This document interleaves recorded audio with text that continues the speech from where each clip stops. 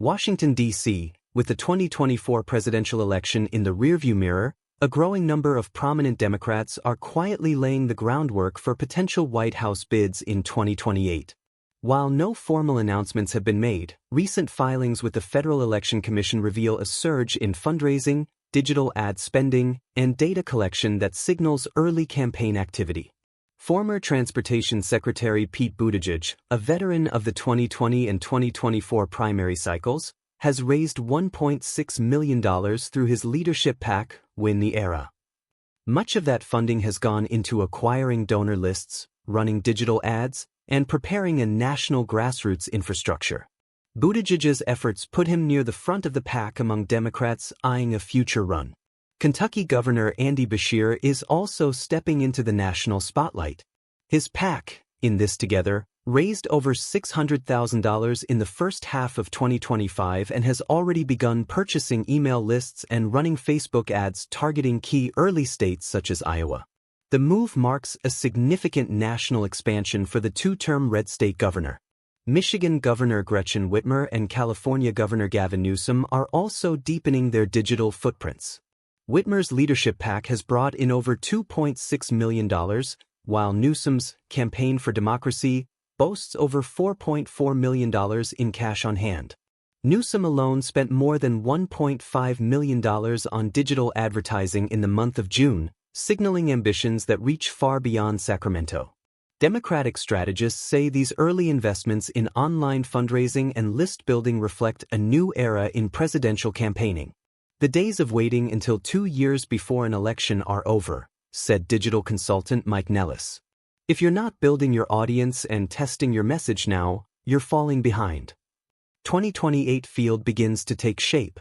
Though it remains early in the cycle, the outlines of the Democratic field are already visible. Buttigieg, Newsom, Whitmer, and Beshear are considered likely contenders, each with growing war chests and national operations.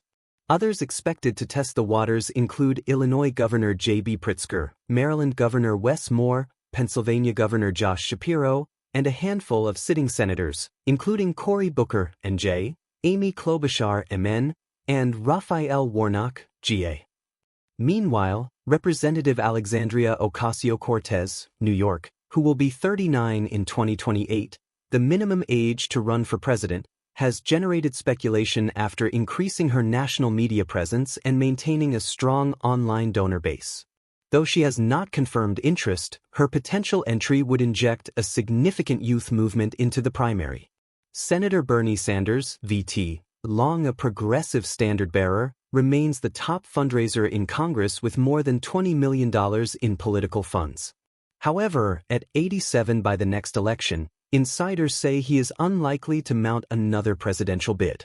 Digital campaigning takes the front seat. A key theme of the early activity is the central role of digital campaigning.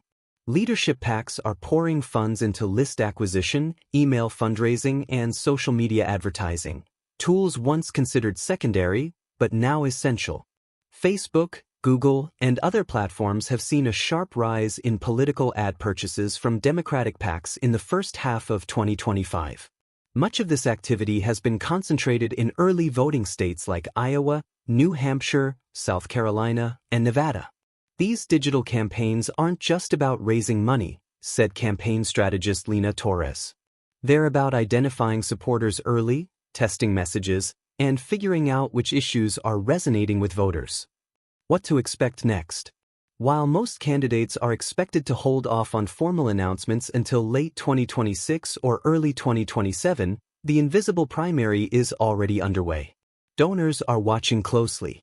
Operatives are being recruited. Data is being harvested. And PACs are becoming de facto campaign headquarters in all but name.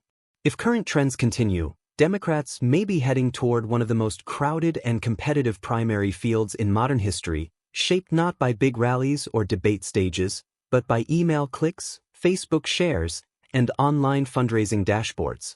As one veteran campaign aide put it, the 2028 race has already started. It just doesn't look like it yet.